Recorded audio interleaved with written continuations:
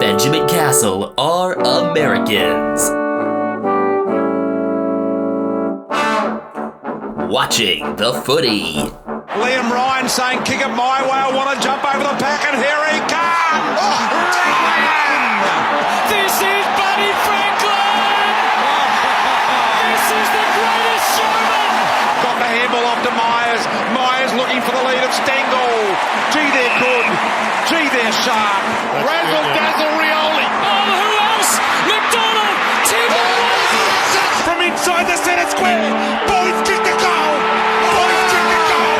From inside the centre. Foul. I can't believe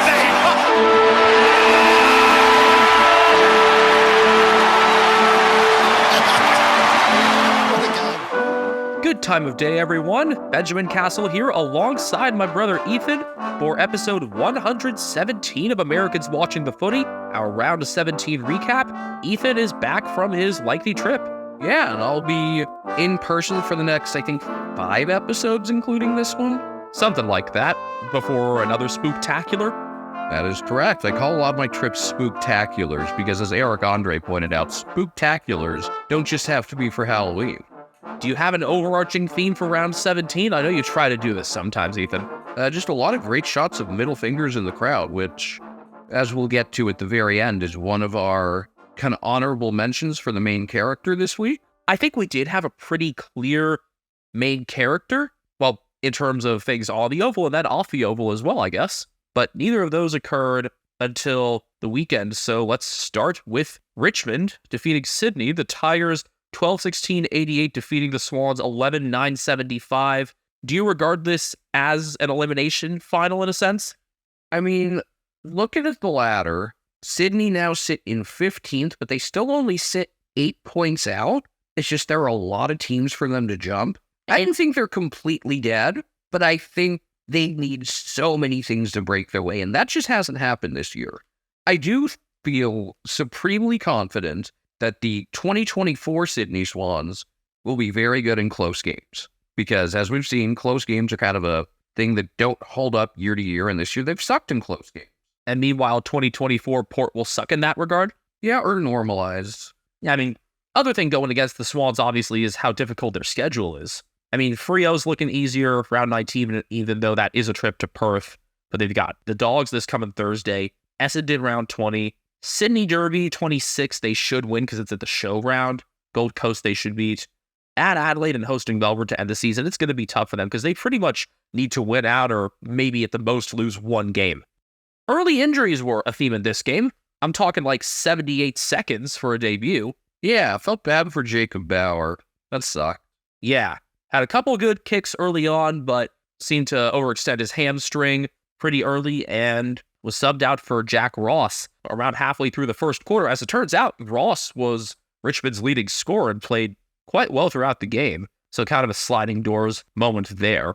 Ross kicking 2-2 from 20 disposals and gaining 518 meters. That's a kind of performance that should put him back into the 22.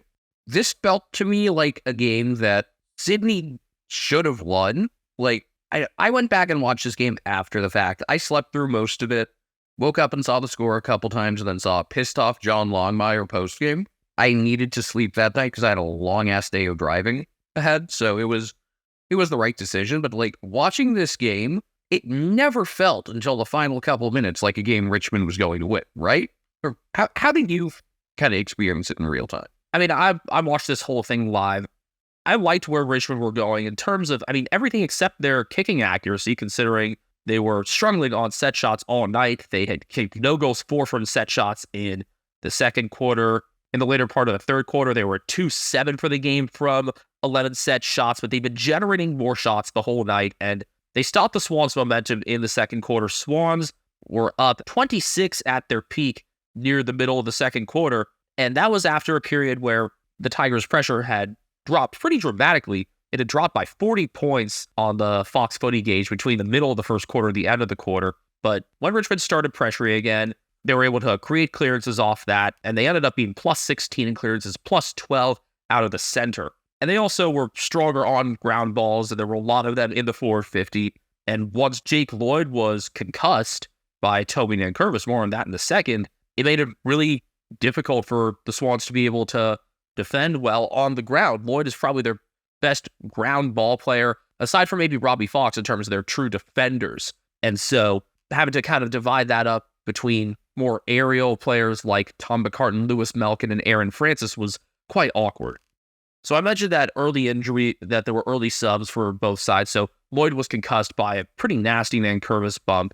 I expect 3 weeks, but I wouldn't mind if it was 4. I expect 3 as well. Clearly late and high. Careless. I don't get how some of this is defined as being careless, though. I'm unclear as to some of that ruling. Like when it's a clear late bump like that and you're going past the ball for it, how is it not regarded as intentional? I don't know, but it was stupid. It was unnecessary. You know why I thought Sydney were going to win this game was that they had sequences. Like, after Buddy had a couple of really bad fumbles, they still ended up getting the next goal. And it's just like, all right, if you're getting goals like this and you're doing everything you can to lose this game, but are still managing to kind of land on your feet, you're going to win this game, right? That's at least what it felt like. Maybe. In terms of Buddy, he did get a couple, but I was really impressed by the work that Tyler Young did on him. His best game defensively, I would say. He won that matchup overall, forced some fumbles, forced a lot more contests than I think people expected. It was also clear, Buddy wasn't the only target there, but I think he was still being looked for too much in the fourth quarter in particular. It's sad just seeing the way he's kind of been fumbling a lot of these marks.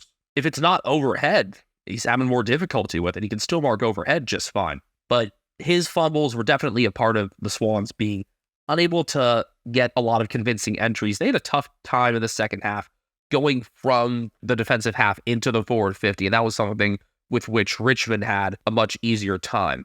Other than Young on Franklin, there was another matchup that I think really tilted the game in Richmond's favor, and that was Shea Bolton often playing on Errol Golden. It was the first time Golden had been quieted in a while, still got a lot of the ball, had a goal from 31 disposals, gained 815 meters, but I didn't find as many of his kicks really being effective, maybe not necessarily the effective kick stat term, but to more dangerous spots in general and angles where the Swans weren't going to be able to make as much out of them. So good on Shea Bolton for pressing Golden like that. Bolton had 31 disposals as well, didn't score a goal, kicked no goals too, but 17 contested possessions, 10 score involvements, 9 clearances in 598 meters, and 10 coaches' votes, I believe. Yeah, 10 coaches' votes.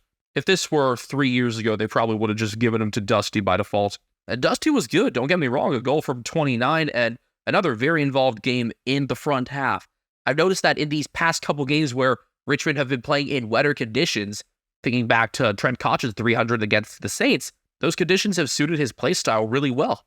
This is kind of a reverse game in terms of, you look at the trends in scoring, the score after each quarter, Swans by 15 at quarter time, 18 at half time, 8 at 3/4 time, and then Richmond winning by 13. Almost feel like you switch these teams and the scores would make a lot more sense based on what we've seen for the past few years out of Richmond.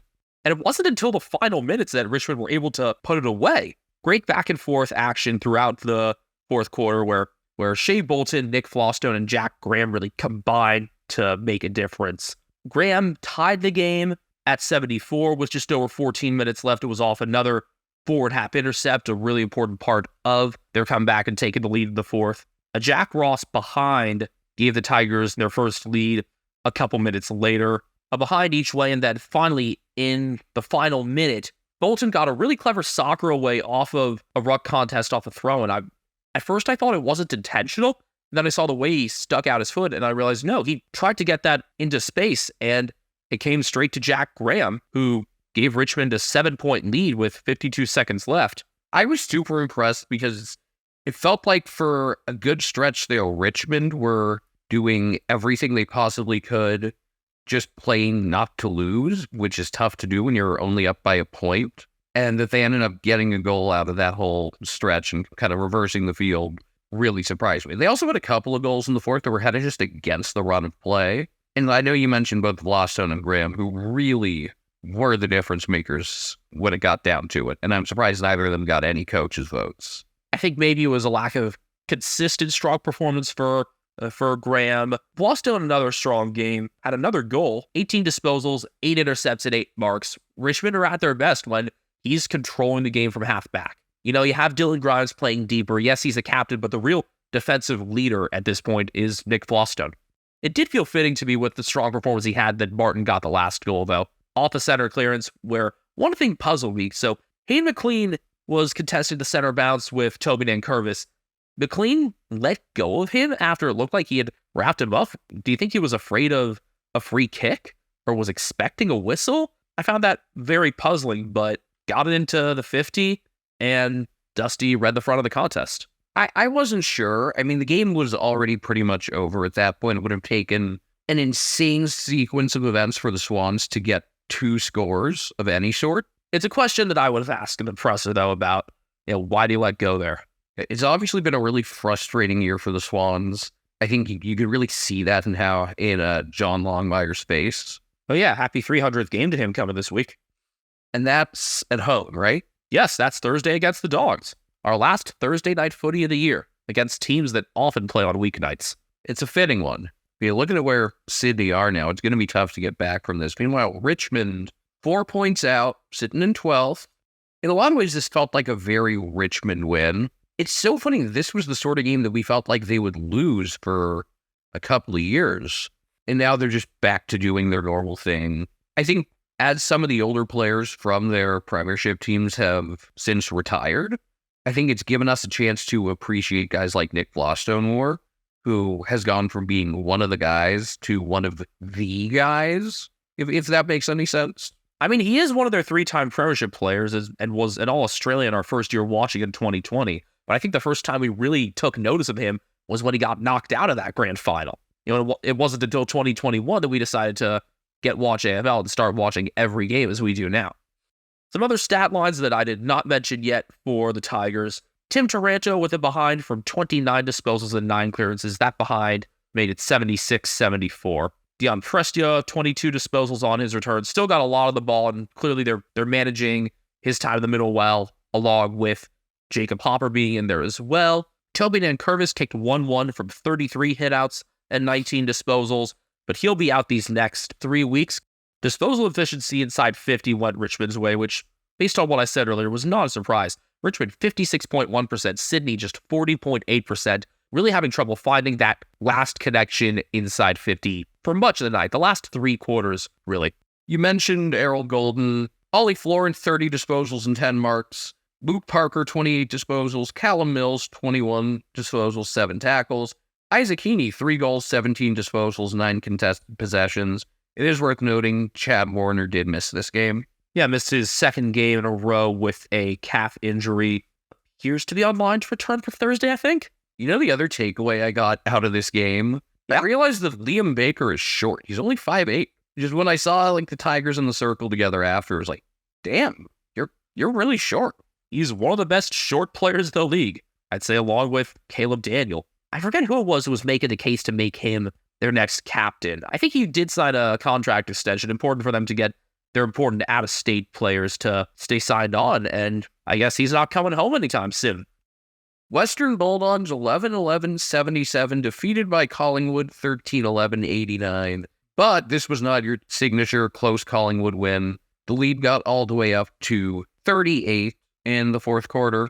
Collingwood did their typical thing, intercept, send everyone forward. The Bulldogs did not seem prepared for it at all. Nick Dacos played a really good second half. Both teams did have dominant stretches, but Collingwood were able to cash in on them more. The Dogs had the first 3 goals of the game, but only led 19-10 after a quarter. They went into half up by just 5. It felt like the game really turned as Collingwood finished the 2nd quarter strong. They got a goal with 17 seconds left in the half from Jamie Elliott, and then really took it to him in the 3rd. That's where the game kind of broke open. And I think the best player on the ground of this game was Isaac Wainer.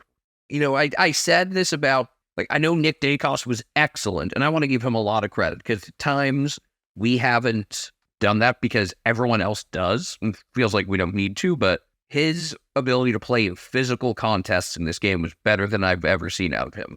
We often think of him as that defensive 50 player. He's taken far fewer kick-ins lately, and in this game, where he kicked 2 goals from 29, 15 contested possessions, and 11 clearances, he was in much more of an on-ball role. It was really him and Jordan DeGoey there. I know that Tom Mitchell might not be at 100%, and Taylor Adams was still in there, but it's the most contested game I've seen Nick Dacos play, and he was still brilliant. Just another piece you could throw into already probably the deepest midfield of the competition.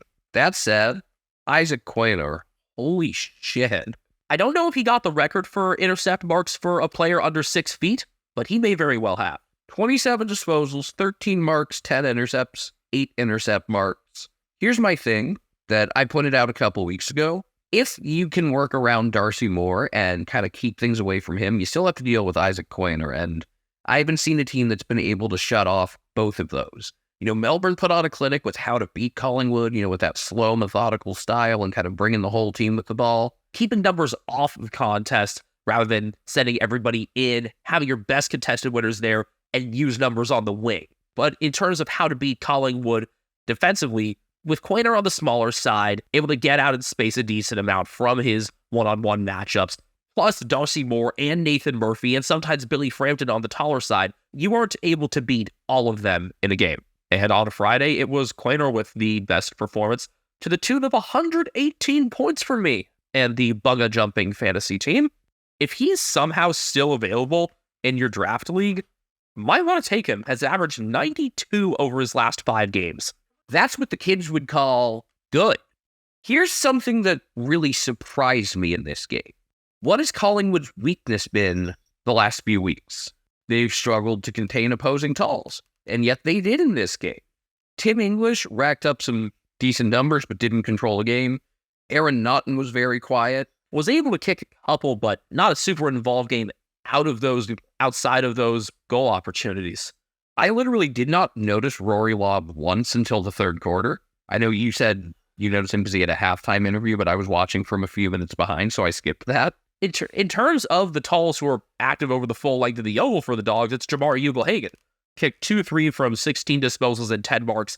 His good hands are so valuable to the Bulldogs, often coming from defense. You can see him on the wing in the defensive and forward halves both. It reminds you a bit of how Harry Mackay has been used at times by Carlton when his goal kicking has been shakier. It's not just that his hands are good, it's that he created a bunch of great leads, and maybe this ends up being a much closer game if he kicks better. He's the most active leading forward for the Dogs as well, and there are a lot of clubs and a lot of individual forwards who can learn a thing or two from him. But despite his kicking performance, I thought this game was a really good reflection of how he's developed as a player. I don't think it would have been enough even if he had played really well.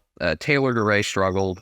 Frankly, a lot of the Dogs' defenders struggled. Their midfield got outclassed at times, which is weird.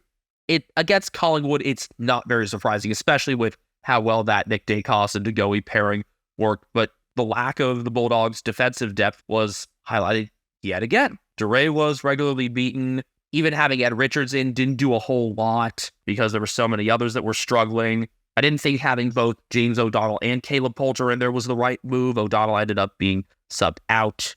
But yeah, a fullback line of Taylor DeRay, Ryan Tika Masala Gardner, and Riley West will not win you many games. It was cool to see Poulter play against the Pies and kick his first goal late. In my opinion about Caleb Poulter, as I've said, I don't think he's a great defender, which means he doesn't quite necessarily fit what the Dogs need. But I think he's great at finding teammates moving forward and could be a huge assist man if he's put in the right situation. He is not why they lost this game. You know who else isn't why the Dogs lost this game? It was Cody Waitman, who kicked 4-2, and again has proved he doesn't need to flop. He's just really good. I'm glad that he's having more consistent games as of late, showing that he's just a talented player on his own. And he's only been over 50 games into his career, I believe. 2020 debut, had that elbow injury last year. The Dogs now sit at 7th. They are 4 points clear of 9th place Adelaide and 10th place GWS. When Mason Cox predicted his 8, which already doesn't sound very good considering he had Gold Coast in it. Look, he said 13 teams limit. No, but when Braden had him predicting, it was just 8 teams. He left out the Dogs, who I think their schedule is going to be forgiving enough that they should be able to get in. Really, it's the question of what'll be good enough to get them into finals: the Bulldogs' defense or the Crows away from Adelaide. They've got a really interesting schedule the rest of the way. Other than I guess the Eagles, and I mean the Hawthorn game down in Tasmania is never a given for them. Yeah, they've struggled in Launceston before. Had to sweat it out for a bit last year in the wind in the final round. Essendon Friday round 19. That's huge. That is a very juicy Friday that could take somebody out of the race for like 5th or 6th. Big difference between 6 and 7 if you end up matching up against, say, the Crows. But they've also got the Giants out in Ballarat, Richmond, they end at Cardinia Park. But yeah, obviously we'll be talking about both these teams a lot the rest of the way. There was another 4-goal performance in this game, by the way, for Collingwood. Jamie Elliott, 9 goals in the past 2 weeks. As scary as Collingwood already are, if Elliott can remain this accurate and kick some clutch goals like he did last year, I'd be even more scared. Nick Dacos, who won the Bob Rose Charlie Sutton medal, 2 goals, 29 disposals, 15 contested possessions, 11 clearances. John Noble, 28 disposals, 9 marks. Jack Crisp, 26 disposals, 507 meters. Josh Dacos, a goal that wasn't his team's first, 24 disposals and 11 marks. Yeah, the Dogs actually scored the first goal in this game. It was the first time that Collingwood hadn't kicked the first goal in 9 weeks. They got to practice for the grand final, although I think Dredden was definitely broken this past year. Yeah, I mean, Collingwood had a pretty bad case of it. I think they kicked the first 5 goals in 2018. Sorry, not sorry. Tom Mitchell, 24 disposals. Jordan DeGoey, 1-1 off 23 disposals. Jeremy Howe, 18 disposals, 10 marks. As tough as it is already for them to fit in everybody, you also got Dan McStay coming back into the mix. It's going to make it very awkward to try to fit him in alongside guys like Frampton and Cox. Mason missed a couple shots on goal this game. I think he might get dropped when McStay comes back in.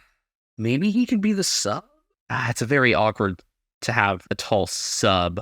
Maybe if you're planning on managing McStay, but otherwise, I think he might just be straight out. I don't know. I don't think he's done anything to merit being taken out. Collingwood were plus 31 in marks, plus 14 in tackles. It's just the pressure game they bring. And thank you, Craig McRae, for keeping Bo McCreary in the lineup. Dogs were led in disposals by Caleb Daniel, who kicked a behind from 32. Marcus Bontempelli with a behind from 29. 15 contested possessions, 10 score involvements and 8 tackles. Tom Liberatore, 28 disposals, also 15 contested possessions and 11 clearances. Loved seeing the battles for clearances throughout this game between him and Nick Dacos, and they individually came away even from it. Adam Treloar with 26 disposals, Bailey Dale with 25, Jack McRae with 25 as well and 8 marks. One of the most understated, and perhaps because of that underrated, perennial All-Australians, Jack McRae. Like, you never hear anything bad about his game unless he, for some reason, is sent to full forward, which isn't his fault. Oh yeah, I forgot to mention that Tiga Masala got hurt. So as if they didn't have enough problems in this game, he didn't get taken out, but he was hobbled by a left ankle injury. Looked like he tweaked it in a defensive 50 contest in the second quarter. So something to watch for the coming weeks. In a lot of ways, this just seemed like a typical Bulldogs game to me. They showed that they have the talent to play with the best, but also showed that they don't beat them because they couldn't take advantage when they were clearly the better team. I would say Collingwood probably had a bit more time as the decisively better team, but not by enough that they should have been able to get out to nearly 40-point lead. Saturday footy began with a game that I expected to end up a lot worse. Brisbane Lions 16-20-116, defeating the West Coast Eagles 5-5-35. Congratulations to Jack Dunstan for being yet another player to outscore the entire West Coast Eagles. He did so by 3 points, kicking 6-2 from 20 disposals, 15 score involvements, and 8 marks. This was a great game for him to return, knew that he'd be getting a lot of opportunities against an undermanned defense, and the Lions largely did what they needed to do, although kicking 6-12 in the second half certainly didn't boost their percent as much as they should have gotten. All right, Ethan, how little did you watch? Basically none, but here's my hot Eagles take. Despite getting more than tripled, they had enough individual positives that you can actually come out of this game with something. Between Jaden Hunt's good showing and Brady Hoff just shutting Charlie Cameron down. I never thought he would be able to put on a defensive performance like this, just playing one-on-one against one of the premier small forwards in the competition. At just 20 years old, Brady Hoff is doing this. And yeah, he held Charlie Cameron scoreless. Had 22 disposals and 14 marks for himself. His best pure defensive game yet, obviously. I mean, I'd been complimenting him so much for his halfback flank and wing roles, but I knew that there had been more to him than just that. I just didn't think he'd already have a breakout defensive 50 game like this. And I am thrilled that someone who I would love even if he weren't my sleeper pick is getting the praise he deserves despite being on the West Coast Eagles. Seriously, my biggest takeaways from this game were Hoff as well as Oscar Allen keeping his goal streak alive. I really thought it was going to end with Jack Payton playing on him, but he did get one. And then the successful returns from injury for Jeremy McGovern and Tom Cole, who came in as the sub when McGovern was managed. But probably about the best possible 81-point loss, right? I don't think you guys came out of this with any terrible injuries. No new injuries. As I said, the substitution was a management of Jeremy McGovern coming back in for the first time since the Western Derby. And they got 2 Premiership defenders back and healthy through their return games. You knew you weren't going to keep this game close. I expected 200. Yeah. And I mean, they very clearly could have gotten there having kicked 16-20, but this allowed for a very weird stat to happen. The Lions won consecutive games by 81 points, and that's the second biggest consecutive margin of victory in league history. Back in 1987, the Blues won consecutive matches by 87 points. Well, the Blues did win the flag that year, so maybe that's a good sign for Brisbane. Take what you can get. Lions had the first 7 goals and 44 points of this game after Jack Dunstan bent home his second goal in a minute. In the 26th minute of time on, X score called the game. Let's see, yeah, I was just checking into my hotel and I had seen the score. I was like, yeah, it's a good time to sleep so that I'm up for the later games. And you worked. You did what you needed to do. I was mostly looking for positive signs from the Eagles. I mentioned, yes, Campbell, Chesser, and Elijah Hewitt did continue well from the previous week, playing on ball, pressuring well.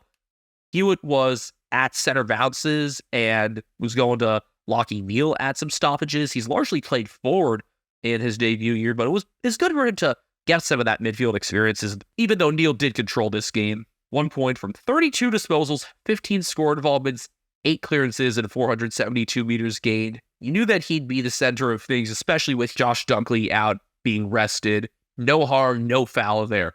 And especially no harm done to Lockie's Brownlow hopes. I think it's either Lachie Neal or Nick Dacos. I mean, Zach Butters still has a chance. And so does Tim Taranto, but I think it's going to be one of Lachie or Nick.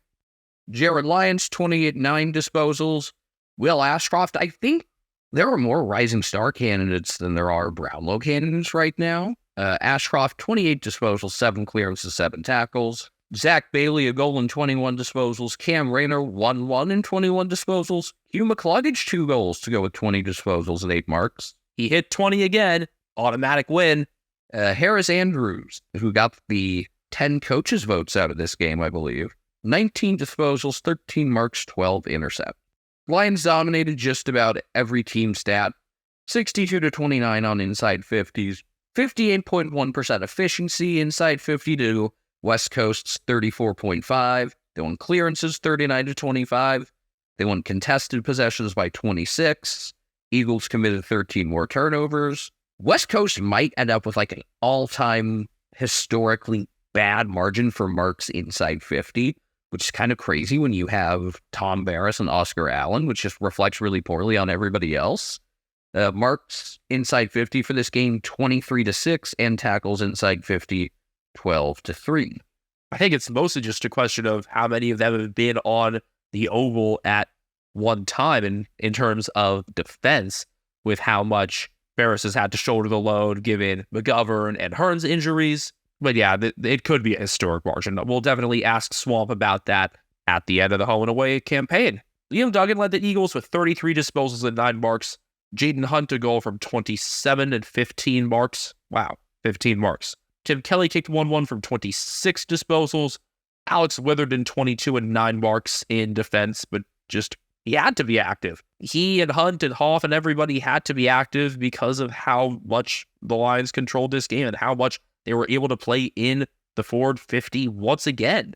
I don't think that's going to be the case this coming week going to the G on Friday night against Melbourne, but that's just me. The weeknight games for pretty much the entire rest of the season, this one last Thursday and then the upcoming Friday games, really satisfying I think a lot of times we complain about time slots and overlaps and stuff, but I think we've got a lot of the right Friday night games. All right, another game that I didn't really see any of because needed to sleep. Going to go back and watch in the coming days. They've got a whole set of various AFL programming, including a few episodes of Bounce that I need to catch up on, and this is in that list. GWS 12-13-85, defeating Hawthorn 10-12-72. I never really thought this was a game Hawthorn were in line to win, even though they only trailed by 2 at halftime. This game seemed fun, though. Oh, it was, and you saw what makes each team so strong, and the contests in the center were consistently good. The Giants were able to create more from their own hits because Hawthorn had just one ruck, and Ned Reeves was not able to completely shoulder the load, obviously, against Kieran Briggs, which did allow for backup ruckman Sam Frost. Was he more useful in that role than in others? I mean, it's harder to play Frost ball as a ruck, so I guess. I feel like it could actually be really fun. Like, I think of the angles that guys like Sam Draper and Nick Naitanui take, and I think of this as, like, the most unhinged version of that, where, like, he's just trying shit for no reason. I feel like the peak version of this would have to involve him, like, getting on all fours and crawling between the opposing ruckman's legs or some shit. Something crazy like that. Frost with just 5 hitouts. I feel like this could be a fun chaos thing that doesn't actively hurt the team like most Frostball has this year. Briggs with 28 hitouts and 6 clearances. I love the work that he's able to do below his knees despite his size. He managed to get one crazy assist on the outside of the boot to Jake Riccardi for the second goal of the game, and that was the biggest, like, I'm not even mad, that's amazing moment. That's certainly how I would feel as a Hawks fan in that moment there. Hawthorn were putting on a lot of forward pressure, and they got a decent amount of center bounces, but the Giants were able to keep up the pace for longer. Finn Callahan was helping Greater Western Sydney outnumber and win ground balls in defense, which is very unsurprising because that's what we've seen him do at his best all year. You think back to the role he played, for example, in their Sydney Derby 25 win. You know, you hear all the talk around this young lot for the Giants, especially with them having had the top pick this past year in Aaron Cadman, but Finn Callahan already looks like a very complete player, and I hope he gets as much respect and discussion around the league as we give him here. He's only 20 should be trending on Twitter, like during it or right after any good GWS performance. That should be trending, like in all caps. Like how it is for NBA players sometimes? Yeah, stuff like that. Or what is it going to be for LeBron this year, like year 21? Whatever the thing is with that. Yeah. I don't know. There was just something about this game that made me think the Giants were going to pull out the necessary goals when they did. And it was Jesse Hogan with 4 goals that ended up getting a couple clutch ones, including putting it away in the final minutes with his 4th and final goal. Hogan kicking 4-1 from 15 disposals and 10 contested possessions, and a 3-goal game from Steven Canelio as well. And Jake Riccardi kicking 3-3. It's amazing. Since that game against Geelong, he's gone from, damn, we're really giving up goals to this guy, to, yeah, this guy's just one of their many good forwards. And keeping Aaron Cadman out of the lineup. When at the start of the season, we had called for his omission, we ended up getting it for these teams' first matchup this year in the Gather Round. And Riccardi has stated his case in the past month and a half to stay in there. Interesting that the Giants were able to win this game without huge contributions from either Toby or Tom Green. Not as necessary, and not a huge game from Josh Kelly either, largely limited by a tag. Was that a Connor Nash tag, or who was on him? No, Nash was up against Tom Green, so that can explain that. It was Finn McGuinness with one of his best tagging performances of the year. Okay, that makes sense. McGuinness hasn't had as much time at AFL level this year, but I think he's going to be one of their most important pieces throughout the 2020s. Between him and Nash, being able to have 2 taggers like that, one that's a bit bigger like Connor Nash is, you could pair those really well, and with how dominant the Hawks can be off bounces and stoppages, just in their clearance game in general, I think having those 2 taggers in there, if you keep them around as well as Jai Newcomb and Will Day, you've got a lot solved in the midfield. Day's accuracy toward goal leaves a lot to be desired, though. Somehow missed a shot right by the goal square with under 11 minutes left to keep it out at 15 points, 73-58. I think that was the last thing that made me say, all right, Giants, Sharpie, I forget which Hawthorne page it was on Twitter. It wasn't Hawk Talk, but someone say, like, on one hand, yeah, they played well, but this also really felt like a game that they pissed away. Yeah, And it's like, okay to be mad about that. no, it is, considering Jake Riccardi put it out to 20 points, but then Fergus Green and Connor McDonald managed to work it back to 8 points with 7 minutes remaining. I think they just damaged themselves too much with some of their misses earlier and some missed connections going into the forward 50 with, no surprise, Sam Taylor commanding that area.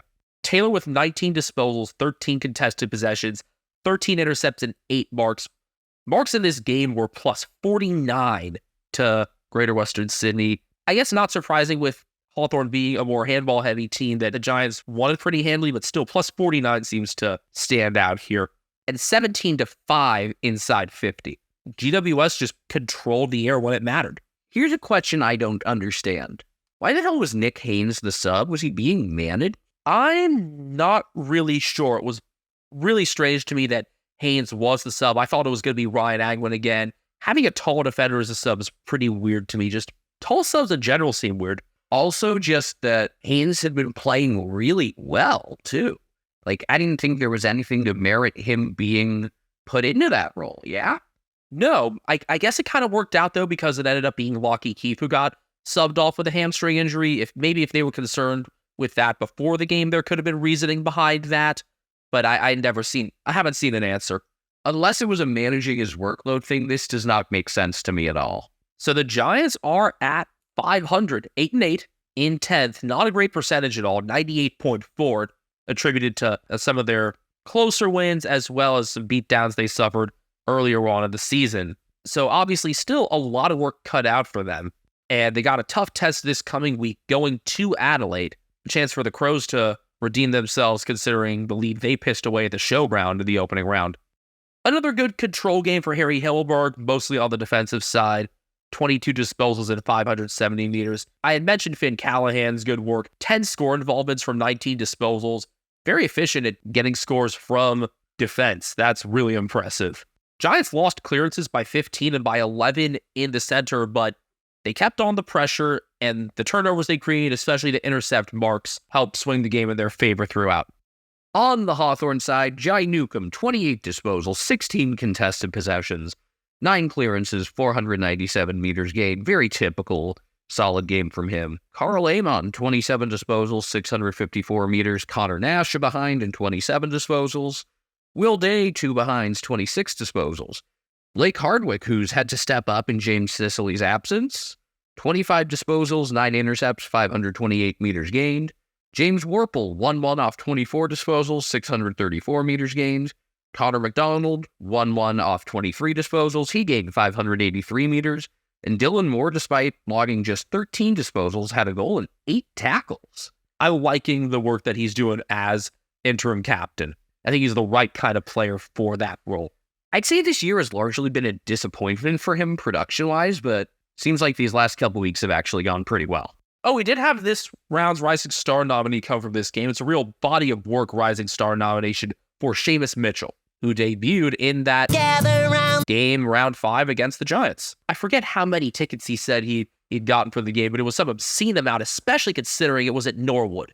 I think these two matchups that, at the start of the year you looked at and wouldn't really regard much at all, not just because they were close games, but because of the quality of play and all, just ended up being way better than any of us could have anticipated, right? Yeah. By the way, it was 52 tickets. St Kilda, 8-10-58, defeated by Melbourne, 12-7-79. I thought this was going to be the most boring game, and I was watching Port versus Gold Coast while you had this one. It looked like the first quarter was actually super fun, and then injuries really did the Saints dirty, which also happened to them when they played Brisbane last year, and I feel like it's just like a very Saints thing to have happen, and it's going to happen like once a year at this point. If there's any team it's going to regularly happen to, seems like something that would happen to them. Yeah, Saints kept pace really well throughout the first quarter, but wayward kicking meant they trailed by 7, and that was something that hurt them. Throughout this game, weren't ever really able to shake off that first quarter. You know what else they weren't able to shake off? Max King at having his season ended in the first 20 seconds. That's not how you were supposed to present that information. Try again. Oh, sorry. Gotta get closer to the mic here. Max King's season was ended by a shoulder injury within the first 20 seconds. All jokes aside, this sucks, but he is our ASMR guy, especially when it comes to his health. And his shoulder in particular. So I think that's going to keep going moving forward. It's the left shoulder. It's the one he had hurt in the summer. And the injuries just kept piling up from there. Not long after, Seb Ross pulled his hamstring, knew it immediately. So that put the Saints down a rotation. Then a few minutes after that, Stephen May took a hanger over Zane Cordy. Cordy had returned for the first time since he was subbed off in round 7. He had actually been subbed off in 4 of 5 games, rounds 3 through 7. But he got concussed in that contest with Stephen May, got the knee to the back of the head as May went up for it. So they were down 2 rotations, and it was that way the rest of the game. And even with how well they were able to keep pace, you knew that the fatigue would get to them. And it did definitely in the 4th quarter. Their pressure was good. They managed to keep up some good pressure, but my biggest issue for them was how they attacked going into the forward 50. It's a very Melbourne sort of complaint I have with them. They didn't change up the way they were going into the forward 50. They kept kicking longer and trying to get their taller options between like 30 and 49 meters, and that's just made it easy pickings for Stephen May, Jake Lever, etc. Particularly May, though, who had 29 disposals, 13 intercepts, and 12 marks, 8 of which were intercept marks. Seems like May and Christian Salem have both been playing pretty well lately, and that's a scary thing, especially with finals looming. Again, May has had to do less of that carrying role now that Salem's been back. Salem with 24 disposals and 8 marks. Lever, by the way, with 19 and 9 marks. So they've got a pretty healthy defensive unit, even with Joel Smith not playing this game. He has a kidney injury, but that didn't seem to hurt him. But May leading the way in this game meant that the Demons won both with and from their defense. So many scoring passages for them coming from their rebound plays and cutting off St Kilda's activity as soon as it got inside 50. That's what made this game so frustrating for me looking at it from a Saints perspective. It was largely there for the taking, even despite losing 3 players in the first quarter, and I wanted to see more involvement from Jack Higgins and Dan Butler on the offensive side. I thought their running would have provided a good solution to their problems with their kicking inside 50, but nothing really changed in time, if at all. I mean, that kind of seems like a Ross Lyon thing, some stubbornness. I get it. Some stubbornness, just some slower movement in general, but you saw how well they were able to do things earlier this year and how well they were able to quickly transition from the defensive 50 to the forward 50. And I'm surprised that slipped away, even with Ross Lyon being in charge. Hopefully that's a lesson for him. I don't know if he's quite the lesson learning type. I think he's a guy who really likes to just do things his way, which I think is largely fine. I think it's part of what makes him fun, but I don't know if that's the most optimal thing for them as a team. Melbourne didn't blow away this game in terms of scoring. Feels weird that 79 points is the most that Melbourne have kicked in just about 2 months since they kicked 103 against Hawthorn. I mean, I think a fair amount has to do with the style they play in addition to some of their struggles up front. But one seeming breakthrough in this game was Christian Petrarca kicking 4 goals straight from 20 disposals and 10 contested possessions. He has been very inconsistent in front of goal these past couple years, but if he can use this game to put those kicking struggles behind him, they'll be even scarier, and he could be afforded some more forward opportunities when Clayton Oliver gets back, whenever that happens. Obviously, he's valuable at the contest, but you can manage his time there along with Oliver, Jacobini, Angus Brayshaw. So if Petrarca is able to contribute there, and even while you're still figuring out the tall mix, you got some good things going there, going into finals. And yes, they did change up the forward look again in this game. Jacob Van Rooyen still left out, but Jake Melcham coming into the 22 to help replace Bailey Fritsch and held his own. It's nice to have so many pieces that you can put in there. I'm still strongly a believer, though, that Van Rooyen is part of their best 22. Yeah, I think the Demons list management kind of outsmarting themselves here. Like, this is one that needs to be underthought. Angus Brayshaw with one of his better games as of late, 25 disposals, 7 tackles. Jack Viney, 25 disposals, kind of pedestrian considering how good he's been. I mean, he had a career high last week with 41. Ed Langdon to go off 21 disposals. Demons won hitouts 39-18, and yet Rowan Marshall was by far the top fantasy producer in this game. Marshall continuing to find ways to produce. I'd mentioned this before. That was a real worry that I'd had about the Saints going into this season with him not having great support. Patty Ryder retiring, Jack Hayes being hurt. He got through his game with Sandringham this past week, so great signs there. But Marshall has kept his impact throughout the rest of the ground. 30 disposals, 18 contested possessions, 15 hitouts, 10 marks, 8 clearances, and 7 tackles. We know that he's a very complete player, but that he's able to still showcase his complete skill set despite being the first-rate ruckman is a great sign, and something that I didn't necessarily expect to be so complimentary of. Jack Sinclair and Nasiah Waigani-Millera were leading disposal getters for the Saints with 33 each. Waigani-Millera really strong as a defensive mark and carrier, and Sinclair also getting 620 meters for himself. In his 150th game, Jack Steele kicked a goal from 31 disposals, had 12 tackles, and gained 470 meters. It was also Christian Salem's 150th game as well, so both the milestone players having pretty good impact. Brad Crouch in behind from 27 disposals and 14 contested possessions. Jade Gresham kicking 2 goals from 24 and 7 marks. He and Mason Wood and their smaller forwards in general will need to shoulder more of the load offensively, with King and Cordy being injured, obviously, and with Jack Hayes probably still requiring a bit more time before his AFL return. Wood kicked 1-2 from 21 disposals. Defensively, Callum Wilkie with 23 disposals and 10 marks, and Jimmy Webster 20 and 8 marks. He's been one of the better pieces in that supporting cast there for the Saints as of late. It makes sense that Webster got more of the action this week considering Josh Battle was concussed. He could be out of that protocol in time for their game on the Gold Coast this coming Saturday, and yeah, that's a must-win. You know, Benjamin, 78% of our listeners are between 18 and 35 years old, so they probably want to start a podcast like we did. How do you know that number, Ethan? Thanks to the analytics we have for Spotify for Podcasters. Formerly known as Anchor, sorry Frio fans, Spotify for Podcasters has tools that allow you to record and edit your podcast from your phone or your computer. No fancy software needed. It's so easy you can edit it while drunk. And Spotify for Podcasters doesn't just allow you to upload to Spotify, you can also distribute your podcast on platforms like Apple, Stitcher, and more, just like we do. Best of all, it's completely free. Not only is it free, you can even make money from listener support or ad revenue. Hint, hint. Download the Spotify for Podcasters app or go to podcasters.spotify.com to get started today. You know the drill unless this is your first time listening, and if it is your first time listening, welcome. We're on Twitter at Americans Footy. I'm on Twitter at Castle Media. I'm on Twitter at BenjaminHK01. Brian Harambe, the Footy Cat, is very grateful that his dad is home. He's on Instagram at Cat Named Brian. Did you post his reaction to you coming home yet? No, that'll be coming in the next couple days. Good. It was a good one. One of his better ones. So we talked about one of the late Saturday games already. While I was watching St Kilda and Melbourne, Ethan, you were taking in Port Adelaide and Gold Coast. Yes, I was.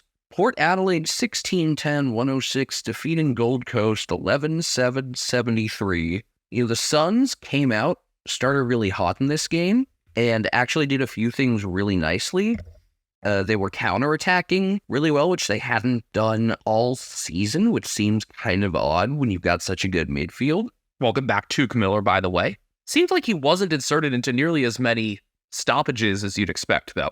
Now, was it some sort of management for him, you think, on his way back? I mean, he played the full game. I don't know, but the Suns went from leading 31-14 early in the second and looking really good to only being up 6 at half thanks to Alir's fingertip. I think it was a Ben Ainsworth kick, but it's the difference between going into half down 6 and down 11. And then Port absolutely wrecked him in the third quarter, 9-1. In all, it was a 56-7 quarter, and that's really where the game was decided. And throughout that, the Suns never did anything to really adjust. They never put Tuke into those center bounces, and it was just frustrating. It gave me this idea, like, you have the pieces here, and you're just not channeling them. And then a couple days later, Stuart Dew. Yep, Stuart Dew has been sacked. The vote of confidence took much less time than usual to really spell the end for him. Wasn't even a fortnight, I believe. I feel bad. I like Stuart Dew. I think it's been really apparent that guys like playing for him, and he's built a really good culture. But, I mean, at some point, you got to win some games. They had won 6 out of their past 9, though, and then you lose handily against the top 2, who are 2 games clear of 3rd, and that's the sign? I don't think it's the fact that they lost. I think it's how. I think it's that there were moments in these games that really gave me the impression that this team has a lot of underutilized talent. It's like, again, it shouldn't have taken until game 16 to see a good counterattack, and then for that to vanish so as quickly as it appeared, like that was what was really aggravating to me. That and the inability to adjust during the 3rd quarter and make things look more like they were there. I don't think too many people were expecting the Suns to win this game or come especially close to winning, but that lack of adjustment, they've had issues that have been well documented with their own defense, other than Sam Collins, who I think kind of struggled with Charlie Dixon at times in this game. Yeah, other than Collins and Ballard, I mean, you've had the carriers of Will Powell and Lockie Weller in there since their returns from injury, but it's not a complete defensive 6, I'd say. Lockie Weller really struggled, had a bunch of bad turnovers. The biggest issue, though, at least according to the broadcasting, which I largely agreed with, was the Suns forwards. Well, really, every Suns forward not named Levi Casbolt. Going back and watching this game, I was consistently keeping my eyes on the Casbolt versus Alir matchup. I love Alir being able to win a lot in that matchup, despite Casbolt being such a big and strong forward. We'd had concerns about Alir being able to stand up to those types of builds. But Casbolt seemed to be the only one really moving, putting on leads, and Alir managed to follow him and keep that matchup close. But with Ben King having been subbed out, having been ineffective, it didn't really look like anybody else other than Casbolt was there. Where's Mabior Chol? Whose decision has it been to leave out their leading goal kicker from last year? And it's not like he had ever been that bad in any games to this point. He hadn't been great, but he had been fine. He had not have had a performance where it's like, yeah, we need to sit this guy. And yet for weeks now, that's been the decision. I don't get it at all. And meanwhile, you look at past VFL performances, and in his last 3 games, he's kicked, 12 goals, 3. Is that the solution to completely save the Suns season? No, but it seemed like a really obvious fix that's obvious to everyone that's not in the room. And it's another of those situations where, the people with decision-making ability need to underthink it. Like, this is really obvious to people that are way less knowledgeable than you and way less qualified than you. And normally, it's like, there's a reason they're making the decisions and we're sitting at home talking about them. But there are some obvious fixes here. And that's one of them. Ben King subbed out. It looked like there was a moment in the 2nd quarter where Stuart Dew kind of pulled him aside and told him, hey, we need more out of you. It didn't happen. He got subbed out. I don't know if I've ever heard a broadcast team just tear a position group apart like this. That said, Levi Casbolt, Casbolt versus Alir was just like great theater. If I'm a team that's, maybe not in a mode where like you have to win this one game, I would keep my best defender away from Casbolt because the odds of getting hurt against him are just too good because he's a big ass motherfucker. I mean, yeah, Casbolt in a marking contest did end up kind of causing Trent McKenzie to get hurt, which is why Alir had to make that switch. That occurred in the later part of the 1st quarter. McKenzie didn't have any super severe ankle damage, but doesn't look like he'll be playing this week. Things I really noticed from Port Adelaide, no surprise, their best play came when Kane Farrell looked really good. If it's not Dan Houston, it's Kane Farrell with the long kicks from the back. Of course, it was Houston last week, so of course it was Farrell this game. It wasn't just out of the back. That said, when he does kick out of the back, it seems like it's just at this consistency that everyone's really moving well together and everyone's so in sync. And that aspect of it is a little bit like, Collingwood's all-out attack when they rebound on you. I also have really liked Willem Drew. Wasn't like any sort of blow you away numbers this week, but I just really like him. And throughout this game, Port were better at punishing mistakes, whether it was, a bad fumble by Weller or whatever it may have been. On the Sun side, the other thing I really noticed, and this is really no secret, it's kind of been that way throughout this year, But Jack Lukosius played a really nice first half, and in the second half had multiple bad drops. He had a weak effort to tackle Lear that set up a big end-to-end sequence to get the first goal of the half that tied the game. It was got to be frustrating because visually, and I don't know if it's quite what it looks like to the eye, but a lot of times with Lukosius, when he's playing poorly, it's either really dumb mistakes or just what looks like a lack of effort. I don't know if it's a lack of effort. All I know is he signed a contract extension because of who was coaching.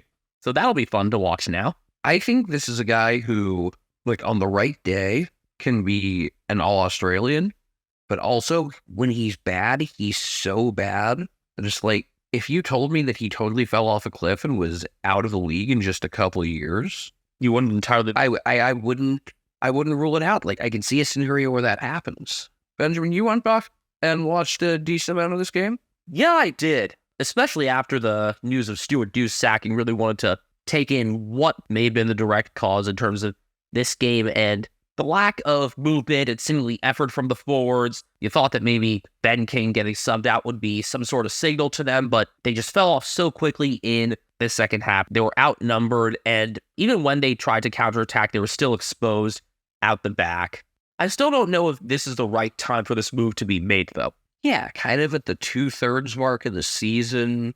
It's just like, what is the purpose of doing this now rather than waiting until the end of the year? What's the purpose of seeing if things can change? You can still put up a good fight near the end of the year. I would still go into that home game against the Saints this coming Saturday and think they could do something there. Is this move being done with the impression we need to change something to Make finals and then convince Damian Hardwick to coach us?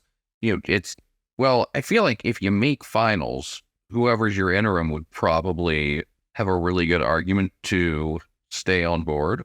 I mean, I would think so. And it's Stephen King, a Geelong Premiership ruckman from 2007, who's been their top assistant since last year. So make all your horror story puns you want to. I just don't have much of an answer as to, like, is this being done to, give someone a test run now? Or is it being done Like to clear house a little early, but just to get the coaching search started now ahead of maybe some other clubs? I mean, there's a clear prize this offseason. if he's interested? I don't know if Hardwick wants to get back into the coaching game right away. When you step aside saying, that you feel burned out, I don't know. I just wouldn't go to a club that has consistently had cap management and player retention problems. Hardwick would know about their player retention issues, looking at a couple of his key premiership pieces in Tom Lynch and Dion Prestia. And I mean, the cap issues are, very topical still. So it's a question of, is a coaching candidate going to be confident in the management above them, the people that hired him? Interesting little subtext from this game. Dylan Williams is now 14-0. He's just quietly surpassed Francis Evans by 2 games, hasn't he? Yeah. I feel like if the two of them were on the field together and Port lost, the world could be in serious danger. That's when the polls could reverse. The other interesting subplot for this one was, of course, Charlie Dixon playing his 200th game against the team for whom he kicked their first AFL goal. It was kind of a typical Charlie Dixon game. He was getting to, his knee was all strapped up after he was hobbling a bit, played through it, but could be in to get managed sometime in the next few weeks. Well, they clearly wanted to have a true ruckman in there because Purple made his season debut. My sleeper pick, Sam Hayes. Obviously, they needed a body against Jared Witts. They were still plus 22 in the hitouts Gold Coast, 49-27, Witts having 44 of those himself. But it allowed them to just occupy him a bit more and allow Dixon and 100th gamer Jeremy Finlayson to play their stronger forward half games. Finlayson, as we, not much else needs to be said about him. He's been such an uplifting story all year. Wasn't the most accurate in this game, kicked 3-4, but was still heavily involved altogether up front. The other thing that reflected the Suns' struggles in this game was that Marks inside 50 were 19-5 in favor of Port. And it just seems like with the Suns, most weeks it's been they're the better midfield, and they just need to be competent in each 50. Maybe not great, but competent. And this game, they really weren't. And it's just, like I said, if you want to point to one reason Stuart Dew was fired. I think it's just the underutilization of talent. Like, that counterattack looked really good, and it's something you should be able to do with that midfield. Like, okay, you don't have a ton of great defenders in terms of speed, so how that can hinder things. But, like, off midfield turnovers, like, just go. You have the guys. All right, stats from this game. Connor Rosie, 2 goals in a behind, 28 disposals, 635 meters. Yeah, those goals, both of them pretty good. One was just an insane angle, crazy geometry lesson. Ollie Wines, 26 disposals, 15 contested possessions. Zach Butters, he's been a little quieter as of late, but still totaled 22 disposals. So did Dan Houston, who also got another goal. Ryan Burton did a good job getting the ball out of his own end with 18 disposals and 503 meters. Kane Farrell, 17 and 533. Efficiency inside 50, Port a tick over 50%. The Suns barely over 39%. I mean, that's, again, a sign of how little the Suns forwards were moving in the forward 50, and when they were, it was pretty easy for the Port bodies to follow them. I mean, other than that Aaliyah versus Casbolt matchup, Port won probably every single matchup in either 50 throughout the night. So yeah, my conclusion is Suns management might have looked at this and said, like, man, we have all these pieces and we're just underachieving like crazy. I hope Stuart Dew catches on somewhere. I don't know if he's ever going to be a head coach again, but at least as an assistant. Again, players seem to really like playing for him. He creates a good sense of camaraderie. You know, does a good job with like incorporating players' families and stuff. You know, I think back to Alex Davies' grandpa last year. We look at Hawago Oi's family this year. It's disappointing that they just weren't able to fully get off the ground at any time with him. Like, or at least, you know, they'd get in the air and then come back down very, very quickly. SOS, right? Same old Suns. You look at some of those pieces that did show up for Gold Coast. No surprise. Noah Anderson with 29 disposals, 17 contested possessions, and 501 meters. Rory Atkins, 26, 8 marks and 762 meters. Sam Stupid Sexy Flanders with a behind 24 disposals and 13 contested possessions. It's almost like some of these guys are getting a lot of possessions because they end up needing to carry out of the back more, especially Atkins. Matt Rowell with 21, 15 contested possessions and 7 clearances. It's just Matt Rowell stuff. Tuke Miller did have a goal and 20 disposals in his comeback game, and Levi Casbolt 4 goals straight from 7 marks. Without Casbolt, this would have been a nigh unwatchable game from a Gold Coast perspective. Geelong 1911 125 defeating North Melbourne 9-9-63. You landed just before this game got underway. Yeah, I had to watch the first quarter of this from my phone. Yeah, you were giving me some running commentary as I was driving you back from San Jose Airport. Took a few minutes for the Cats to get settled in and then really stuck it to them late in the first quarter, and that was really the whole game. 8 goals to 2 in the first quarter, 53-12 at quarter time. Geelong trailed 12-8 and probably should have been up 18-12 at that point. Couple of really bad point-blank misses from Patrick Dangerfield and Ollie Henry, but those became non-issues. Geelong regularly getting behind North Melbourne's entire defense. On a day where Irish players were celebrated between having 3 in the lineup for the Cats, having them all line up together, Zach Toohey breaking Jim Stein's record. Unfortunately, North Melbourne's Irishman, Aidan Corr, was not up to par. Also, North made a late change managing George Wardlaw. Yeah, it turns out there was illness involved there. And he is expected to recover from that to play this coming week, so glad it's not anything lingering for him and that he should be in action against the Hawks this Sunday afternoon. Now, their game against the Hawks this week, this is the Tasmanian timeshare tussle? Correct. They already played out in Launceston this year. This one's at Marvel, a North home game. Got it. North's defense really took a major hit when Griffin Logue, who had actually started the game with a couple of nice intercept marks, hurt his knee. Turns out it was a torn ACL, so he's going to be down for probably at least 10 months. I mean, that takes him out for most of next season as well, and the North backline issues get even more desperate with his injury, Ben Mackay likely departing. And also, Ben Mackay just isn't a great player, sorry to say. I wonder if he's just demoralized being where he is. He's won 7 games in his entire career. Luke McDonald giving away goals again. He's just been a turnover machine. He has been bad. I know it's harsh, but take the captaincy away from him. Give it to Simkin Solo. I don't know if he needs to do something that drastic when you're trying to build up a culture maybe that is the right move to, create a sense of like, hey, accountability really matters here, but he's been bad. And I guess he'll be solo captain next week because Jason Ginn was concussed for the second time this year. And they're going to take his recovery somewhat slowly, obviously. Lead got into the 72-point range a few times. North did play a decent fourth quarter to get back in it, but it also seemed like the Cats were just more focused on playing out the game and making sure that nobody got hurt because, among other things, Mark Blitzov's got subbed out. That was just to, just a tactical thing, just manage him, make sure he stays healthy.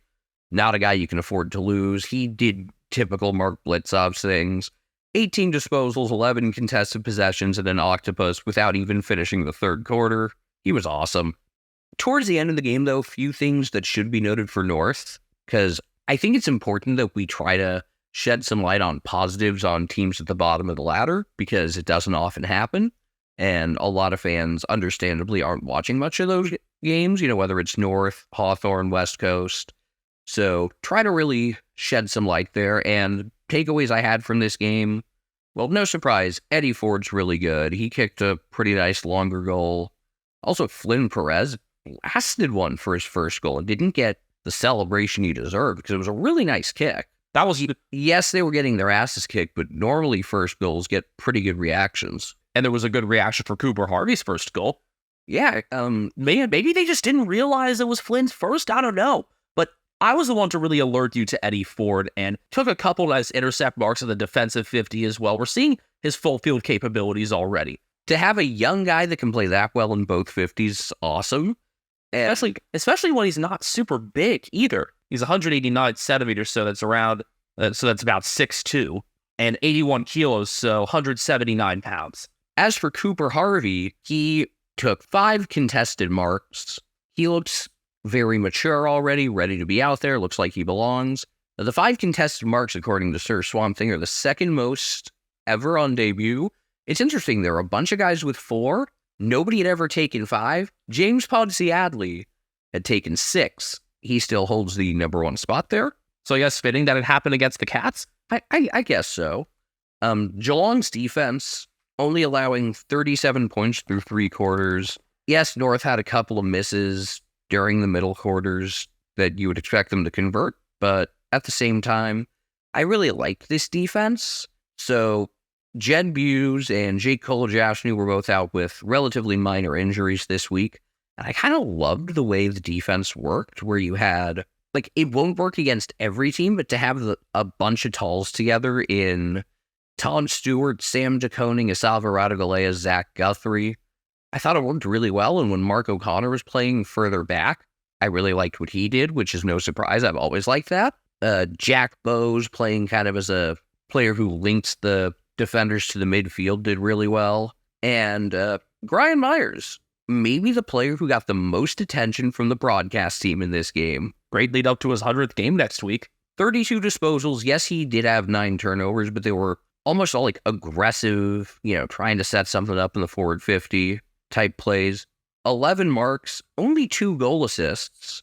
The first of them was really funny. I think it was the first one where he basically ran along the boundary next to the goals and then instead of trying to kick at a sharper angle, just gave it to Ollie Henry, who basically had a freebie.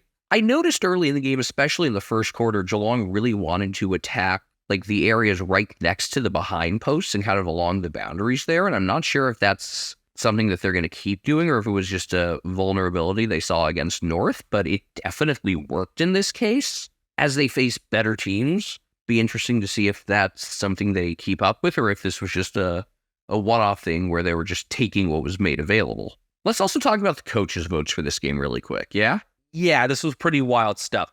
The only coaches' votes on which they agreed were that Tom Atkins was third best. So 9 different players receiving votes. The only one appearing on both ballots, Atkins, at third best. So Jack Bowes and Ollie Henry each got 1 vote. Tyson Stengel and Tom Stewart each got 2.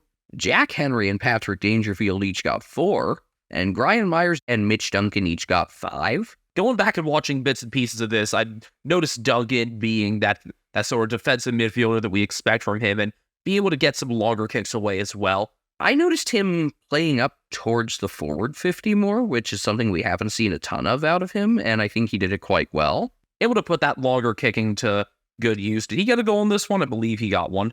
Yeah, he kicked 1-1 off 30 disposals and 8 marks. It's less usual to see him playing that far up, I guess, but could afford that in this game.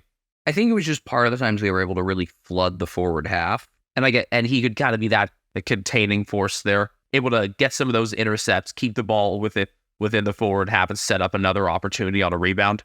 Patrick Dangerfield, 9 clearances, 8 tackles to go with the behind, 26 disposals, 15 contested possessions. Max Holmes a behind, 26 disposals, gained 499 meters. Just a super active game for him. Tom Stewart, who, frankly, I thought this was one of his lesser games. He still had 9 intercepts, 9 marks, and 26 disposals. Like, a bad game for Tom Stewart is still a good game for most other teams' top defender. Tom Atkins, 14 tackles, 14 contested possessions on his 25 disposals. He also had 7 clearances. The last couple weeks have been that sort of physical brand that you want to see out of Atkins. It really started with the fourth quarter on Thursday night against Melbourne a few weeks back. Jack Bowes, 1-1 off 25 disposals and 10 marks. I thought he looked really solid in this game. Like, nothing outrageous, just a very comfortable showing. Tanner Broom, 22 disposals and 7 tackles.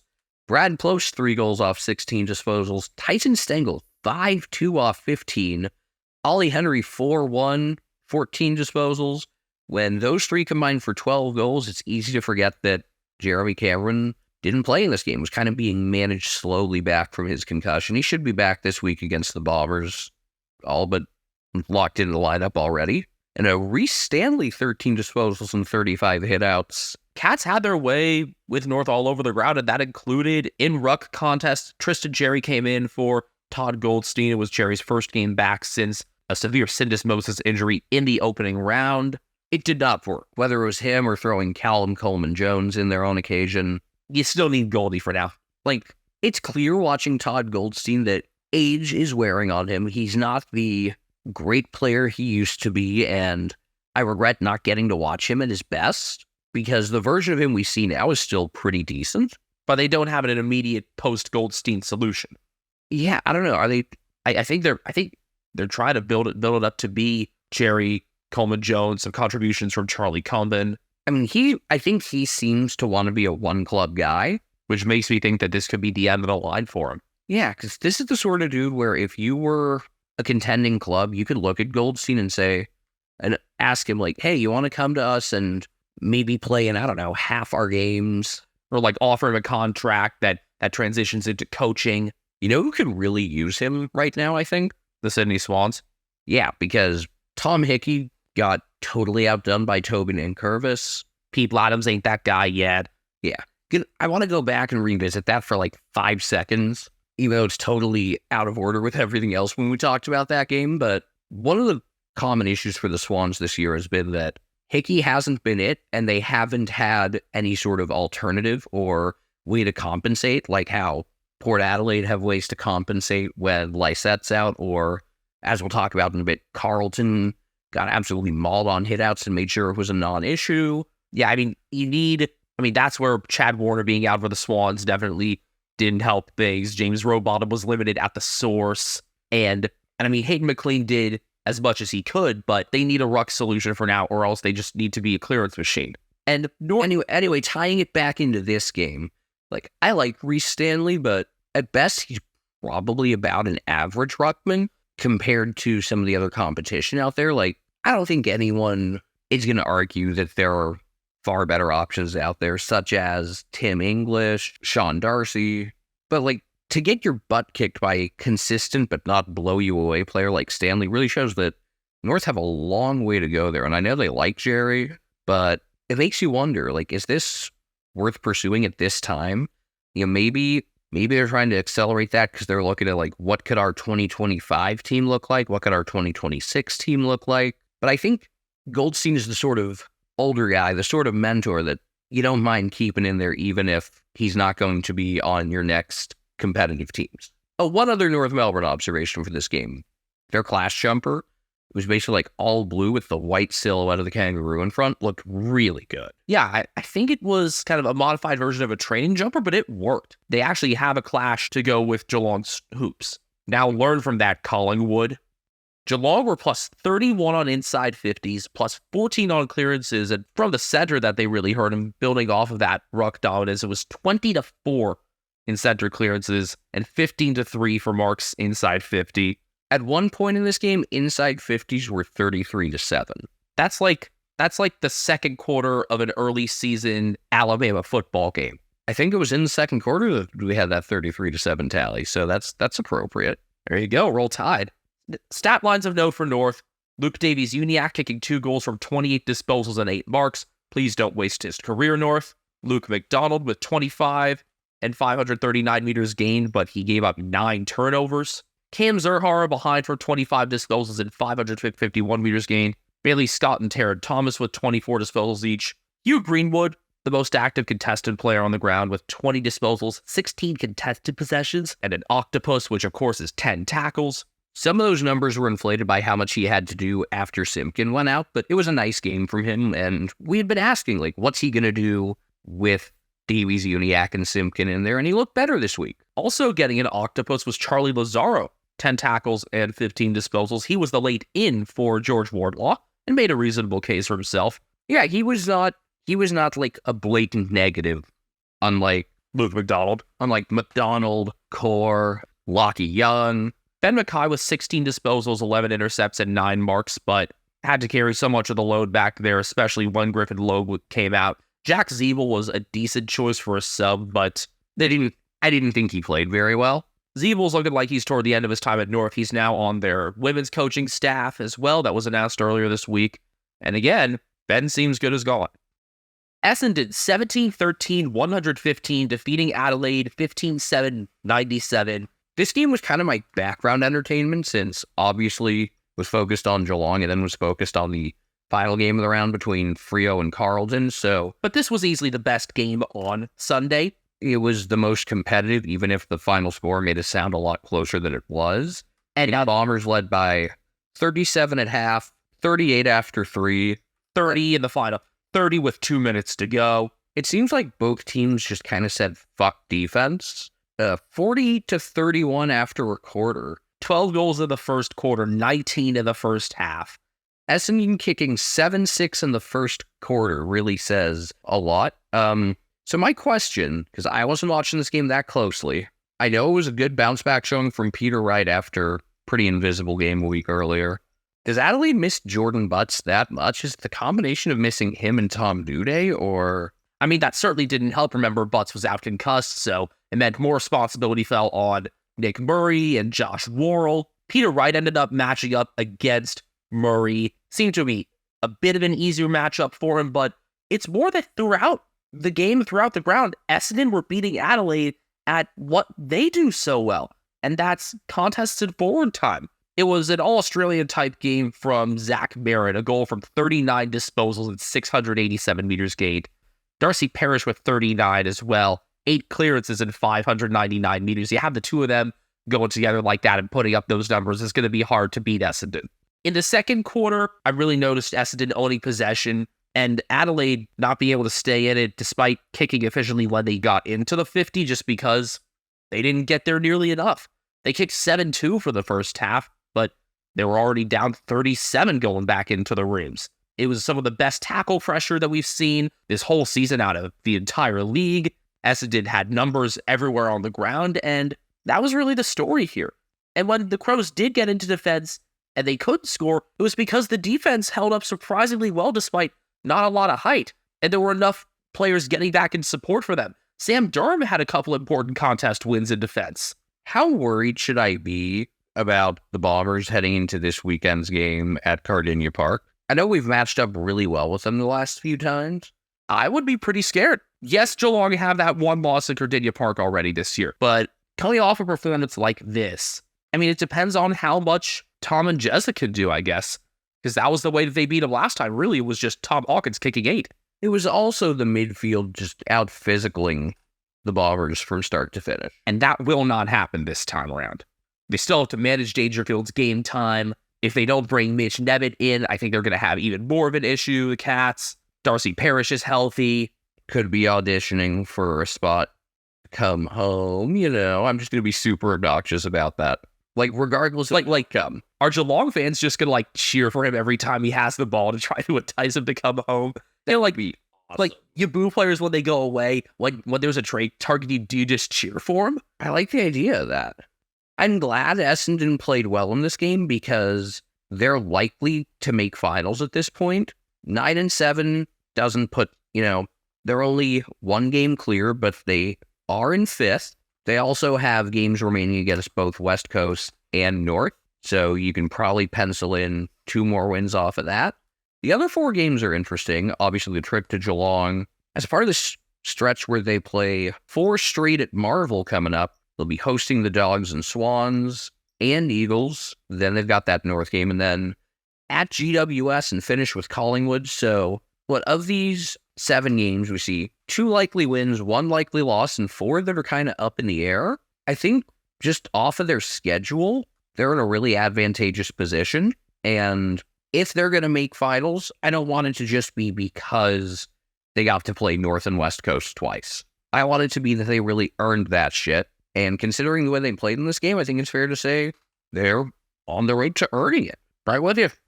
As much as we've been talking about both these clubs this year, I think this game was pretty simple. I don't think there's that much more to say on this. I think the concerns about the Crows' defense, things have been amplified considering who they're missing. Tom Bude ain't coming back the entire rest of the year. That doesn't help. He did his other ACL a few rounds ago. I'd love to see Patrick Parnell in there more just because I like him. I don't know if he'd be the solution to all of their defensive problems, but it's got to be frustrating because if you said at the start of the year that the Crows would be just outside the 8 and they'd have some defensive problems holding them back, we'd both say, yeah, that makes sense. Just sucks that some of those defensive problems were created by injury because they have been going pretty well overall. Let's look at the games they could actually win coming down the stretch, those being their home games and a trip to West Coast to close out the season. They got the Giants this coming Saturday night. Chance to put some demons behind them from the opening round. That said, that loss does not look anywhere near as bad as it once did. After going to Melbourne to play the Demons, they have Showdown 54, their home showdown. Then the Suns before going to the Gabba and finishing up hosting the Swans and going to the Eagles. So 5 winnable games out of those 7, yeah? Including one that's basically a guaranteed win. I'd say pencil it in, yeah. Well, I wouldn't say full-on Sharpie, but don't be afraid to make dark marks and press pretty hard with the pencil. I don't think you'll need to erase the Scantron here. Looking at some of these defensive performances from Essendon, Andrew McGrath with a behind for 31 disposals. Dyson Heppel looking really at home in defense all of a sudden. Struggled to get the ball and be effective in the first few games, but the last 2 months has been consistently getting numbers in the 20s, had 25 and 9 marks. Jaden Laverde with 20 disposals, and Heppel and Laverde will need to carry a bit more of the load along with Brandon Zerk-Thatcher with Jordan Ridley's knee getting injured. We thought it was a lot worse than it was at first with the reaction to it and how he had to be carried off, but he remains an outside chance to play this coming week, which is astonishing. Mason Redmond with a goal from 19 disposals at 511 meters. He isn't going to be a stay-at-home defender much. And I love the fact that, considering the stories and the storylines and the potential for him to go home, that he had the first goal in this game. Further up the ground, not dead Ben Hobbs with a goal from 20 disposals and 11 contested possessions. Also, he has company now in the not dead department, considering the graphic that the Gold Coast Suns posted when they thanked Stuart Dew. He's in a better place now. Yeah, not coaching the Gold Coast Suns. Archie Perkins in behind for 24 disposals. Was a very effective scorer for me in fantasy, helped me win my matchup with a pretty nice comeback, honestly. Had a lot of good Sunday performers. Nick Martin scoring 2 straight from 28 and 9 marks. And Peter Wright taking 3-3 from 19 disposals, 11 contested possessions and 8 marks. He won that matchup against Nick Murray throughout. And I'm glad he's back to his better form. I know you thought of him before he got hurt this year as a good Coleman chance. And then you said Mitchell Lewis, and then he got hurt. So if you want Coleman medal picks, don't ask Ethan, because the guy will get hurt. There needs to be a forward who's just a super villain that I can pick, and then they get hurt. And Tom Papley's kind of a villain, but also Like, you listen to the dude, he's fun. Enough people will say Taylor Walker's a villain. Yeah, I gotta find a way to use my powers for good. Essendon were plus 99 in disposals, plus 82 in handballs, and about 12% better in terms of efficiency inside 50, which is kind of damning for the Crows, considering I thought they would be able to handle things better with their 450 matchups. Yeah, how many games the Crows have won as the away team this year? 1, 2. Showdown, and then... All right, 1 away from Adelaide Oval. And then the 3-point game in Launceston, where they played very poorly. Yeah, that was Anzac weekend, I believe. Correct. Yeah, Hawthorn always hosts there in Launceston on Anzac weekend. And that required a magnificent Darcy Fogarty goal. Rory Laird still had a pretty Rory Laird game. 31 disposals, 18 contested possessions, 10 clearances, 9 tackles. Jordan Dawson, 28 disposals, 8 marks, 8 tackles, 555 meters. Mitch Hinge a behind in 27 disposals. Brody Smith a goal, 21 disposals, 587 meters. The parts of this game I was paying more attention to, Ben Keys was pretty involved. 2 goals off 20 disposals and 11 contested possessions. But you were paying more attention to Freo getting blasted. Yeah, this was not an outcome I saw coming.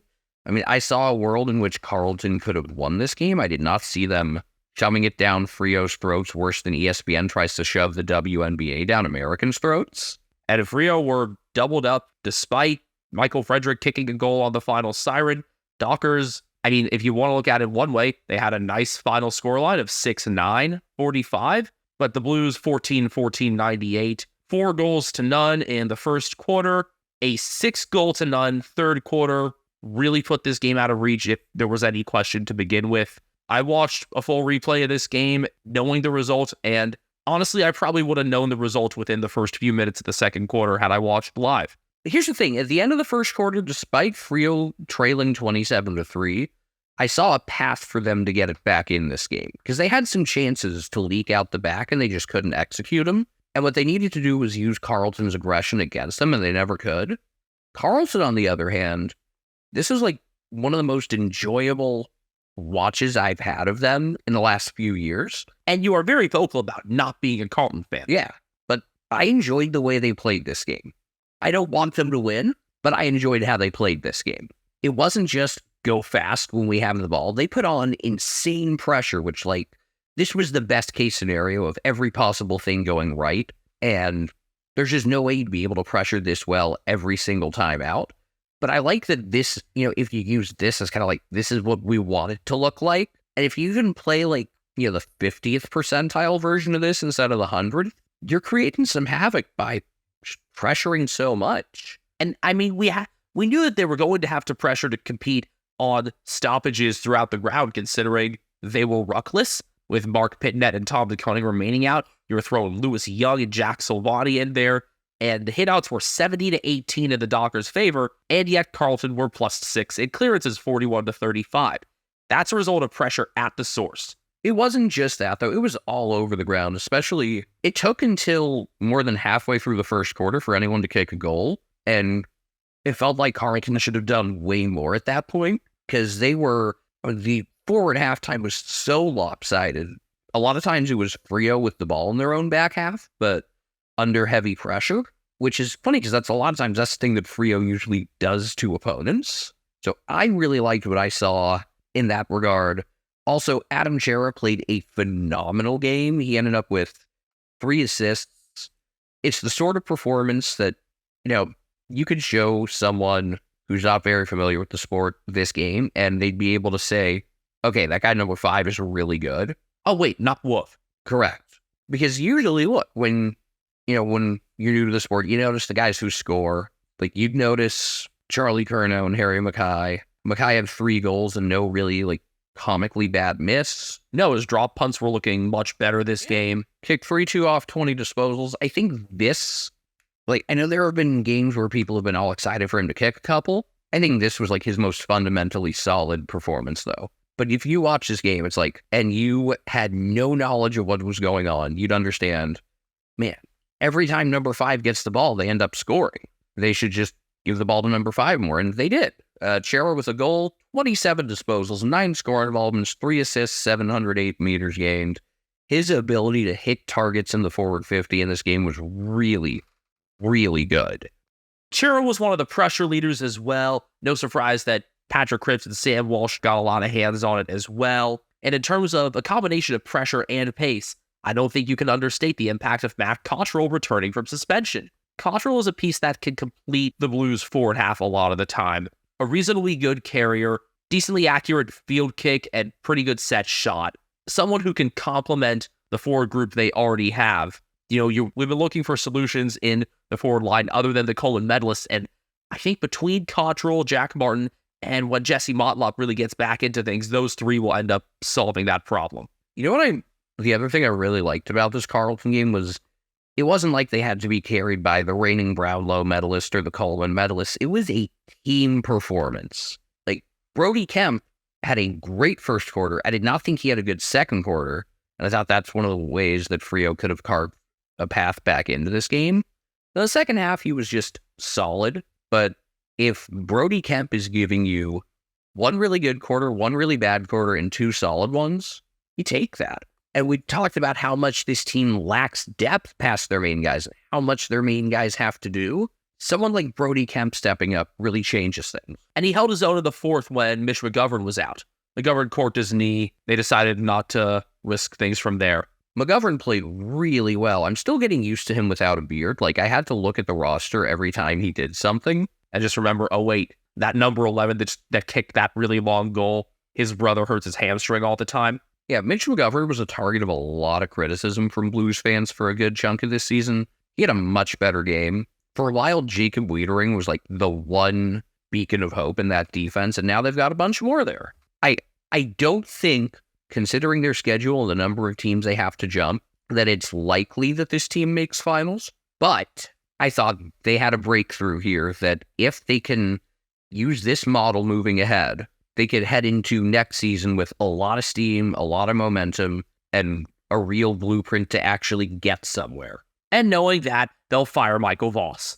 Patrick Cripps, 29 disposals, 17 contested possessions, 10 clearances. Sam Walsh behind, 32 disposals. Sam Doherty, a goal behind, 28 disposals. Blake Akers, who really got no reaction from the crowd, behind in 23 disposals. I think the reaction was, wow, we gave up this guy and only got a third-round pick in return. Yeah.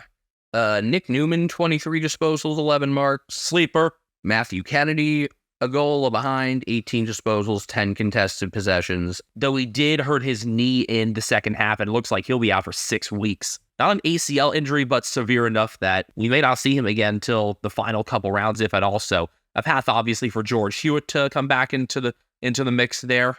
And that's unfortunate because they realized, wait, Kennedy belongs as a midfielder, and he'd been playing well these past couple weeks. Yeah, I really liked his game. Adam Saad, 18 disposals, 12 contested possessions, 12 intercepts.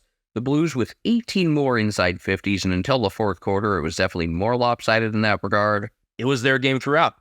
And really looking at the Freo stats, it's, the normal accumulators they got stuff there. Luke Ryan with 35 disposals, 17 intercepts, 10 marks and 880 meters. The 17 intercepts is still impressive, but you also consider that the Blues scored 28 times. Also in defense, Jordan Clark with 26, 8 marks and 504 meters.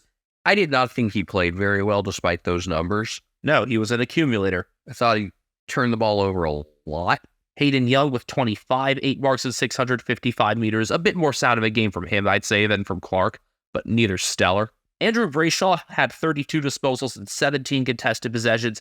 Caleb Saranga behind from 24 and 8 tackles, and if Freo weren't already in a world of hurt, we are awaiting the outcome of his tribunal hearing. They are deliberating as we record. I'm expecting that this suspension will be upheld because it came against Carlton. And so that means he'd miss a game that, admittedly, they probably weren't likely to win already against Collingwood. And then Sean Darcy, 58 hitouts and 14 disposals. I imagine that he was a pretty popular fantasy pickup this week. Freo now sit at 7-9. They are behind the Suns on percentage. And seems like, I think there's reason to question, how do they feel about Justin Longmuir? If the team that's got the same record as you and lower expectations just canned their coach, Now, I like Justin Longmuir, but I think this year, as a whole, Freo have deviated from what they did so well last season. I would not fire Longmuir, but I would do a little soul searching at the end of this season and ask, why did we go away from everything that we had been doing so well, and what can we do moving forward? Like, I've just got a lot of questions about them. Including, why is Nathan O'Driscoll not in? Yeah, they've lost 4 out of 5. Other than West Coast and Hawthorn, the remaining schedule is pretty tough. I would not be shocked to see a change. It feels like there's so much potential to do so much more here, and it just hasn't happened. All I hope is that they don't make Jamie Graham their head coach, because I want him to come home to the Eagles. It's nominee time as we reach the end of this episode. So the Mark of the Week winner last week was actually Tom Barris in the pack from the side, who was mostly against Anthony Caminiti. We both preferred Oscar Allen's flying mark over Josh Battle, and I'm wondering if that didn't get as many votes because Battle got concussed? I'm not entirely clear. I feel like it's like, why'd you even include that in the first place then, Yeah, I mean, there was that huge Brody Smith hanger in which he himself was concussed last year, and that wasn't included as a nominee. Your nominees for this round: you had Aaron Naughton over Nathan Murphy on Friday night. I mean, you have another concussing one against the Saints in this week's nominees because it was Stephen May over Zane Cordy, as we touched upon before the break. And then Luke Jackson took one over Adam Sod. I didn't think any of these were all that remarkable. Ethan? I like the May mark the most. I do too. I think it was the most athletic of the 3. I'd say probably May, then Naughton, then Jackson. I think Naughton's was a bit cleaner than Jackson's. And then you have the goal nominees. And in a season where we've had some insane goals that we might need top 10, if not a top 15 for a vote about which people would feel good going into Brownlow night, this may be the best crop of nominees yet this year. I do think there are better goals, better individual goals, but whatever finishes third in the voting this week will be way better than pretty much any other third place finisher. So you got Liam Baker running on into the goal square, chasing after a Jacob Hopper kick, and then kind of kicking the ball up in the air with his right foot as he's falling because he kind of got pushed by Ollie Florent. It's a hard play to describe. It's one you kind of got to see. And then you have 2 from late Saturday. You've got Sam Powell-Pepper turning away from Will Powell and kicking a torp on the run from 60 out. It bounced in front of the line and then got some help as Todd Marshall, Shepard, and Brandon Ellis to ensure it went through. Ellis was pretty mad about a free kick not being given to him there, but an insane kick nonetheless. That's an NFL audition kick right there. Yeah, the torp on the turn like that. The move he put on Powell was really impressive. And just the fact that he was kicking a torp from a turn in the first place. You look at what Jake Stringer did earlier this year. No, he was taking a straight line to that the whole way. And then you've got Connor Rosie taking the ball off of a 450 stoppage, running to the boundary left of the goal, and threading through a roller at an absolutely unbelievable angle. I mean, it pretty much went with the boundary. I described the angle in our notes as nearly non-existent. That's a Brownlow night nominee, yes? I don't know if he can even crack the top 3 this year is the best part, but that is the winner. All 3 of these really good. You can honestly make a good argument for any of them. But I am going with Rosie as the best one here. Right now, I think I have this as number 2 for the year behind Will Ashcroft. I wouldn't put it up that high. I think it's still behind Maya Jack. I think Charlie Cameron's touch. I think the Charlie Cameron one-timer was pretty insane too, but you had that Powell-Pepper goal against Geelong a few weeks ago. I think this is better than that, but not by a ton. Regardless, whoever wins the Phil Manasseh medal this year will fully earn it. Main character this week, I mean, if we're going off the oval and extending the week of round 17 into Tuesday, it's got to be Stuart Dew. It doesn't have to be on the oval, but I think extending it to Tuesday is tough because, by Monday, the AFL website shows, the upcoming week's matches. Yeah, I mean, I think Stuart Dew at this point I think Stuart Dew was easily our leader in the clubhouse for round 18. Yeah, so your main character instead is going to be Jack Gunston for his 6-goal performance on his return from his self-imposed absence. That's a career high for him for goals, and he's now scored 5 goals with teams from 3 different states, having done it with the Crows and Hawks as well. Honorable mention, we talked about middle fingers earlier. There were some good ones in the Richmond-Sydney game. There was a great shot of a Carlton fan giving it to the crowd. while being surrounded by Freo fans. There were some good ones in the Essendon Adelaide game. It was just a nice constant theme throughout the round.